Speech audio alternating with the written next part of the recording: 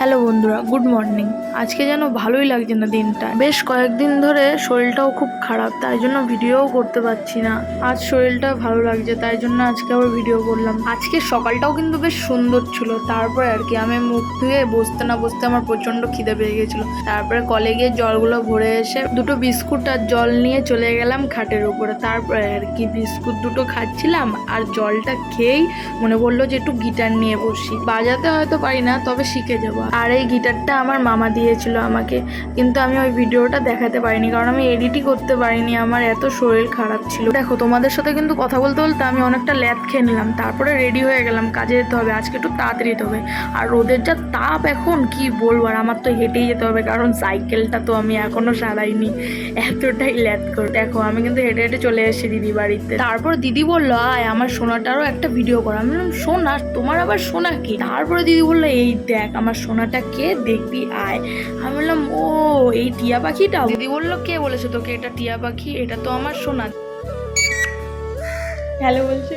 আমাদের সোনা কিন্তু তোমাদের সবাইকে হ্যালো জানিয়েছে, তোমরাও কিন্তু ওকে হ্যালো জানিয়ে দাও। তারপর কিন্তু সোনার সাথে একটু খেলা করেই আমি কিন্তু ক্যাফের দিকে চলে যাব, কারণ আমার আজকে অনেক কাজ আছে।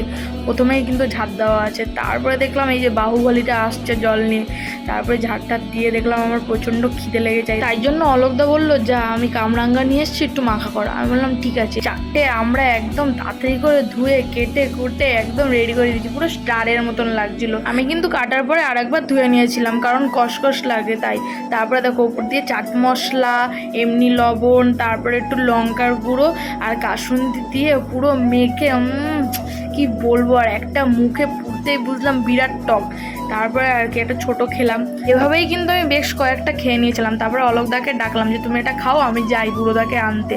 আর দেখো মেঘের অবস্থা কিন্তু প্রচণ্ড খারাপ, আর এর মধ্যে আমাকে এখন বুড়োদাকে আনতে যেতে হবে, না হলেও হবে না কারণ কাস্টমার এসে বসে আছে। ইন্ডিয়ান খাবার বুড়োদাই মারে, তাই জন্য দেখো চলেও এসছি। আমি কি বলবো, আর তখনই আমার বৃষ্টিটা নেমেছে, এত জোরে বৃষ্টি নেমেছে, মানে ভগবান আমাদেরকে বাঁচিয়ে দিয়েছে। আমি কি জোরে গেছি আর কি জোরে এসেছি। তারপরে খুব খিদে লাগাতে বৃষ্টি কমতে না কমতে আমি কিন্তু বাড়িতে চলে গেছিলাম খেতে। তারপর বৌদিকে জিজ্ঞেস করলাম বৌদি তোমার খাওয়া হয়েছে? বৌদি বললো হ্যাঁ তুই খেয়ে নে। আজ কিন্তু বৌদি ডিমের ঝোল আর পটল ভাজা করেছে, মানে দুটোই ফেভারিট।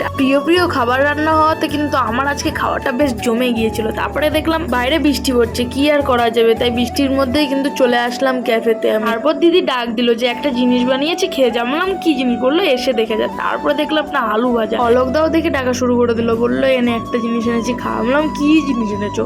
তারপরে এটা দিল, খেয়ে নিলাম। তারপরে এখন এই ক্রিমটা দিদিকে দিতে যাচ্ছি। তারপর কিন্তু আমি এসে পার্সেল দিতে চলে গেছিলাম। তারপরে দেখো এত সুন্দর ওয়েদারটা লাগছে, আর এই ওয়েদারের মধ্যে আমাকে একদম ভূতের মতন লাগছে। তারপরে দেখলাম আমার একটা ফ্রেন্ড এসছে, ওর সাথে একটুখানি গল্প করেই কিছুক্ষণ বসেছিলাম, ভাল লাগছিল না কি করব। তারপরে 10টা বেজে যাওয়াতে বাড়ি চলে এসেছি। আর আজকের ভিডিওটা কেমন লেগেছে অবশ্যই কমেন্ট বক্সে আমাকে জানাবে সবাই, আর জানি আমি সবাই আমাকে সাপোর্ট করো খুব, আর তাই জন্য থ্যাংক ইউ সবাইকে। আজকের মতন টাটা, দেখা হচ্ছে অন্য কোনো ব্লগে, বাই।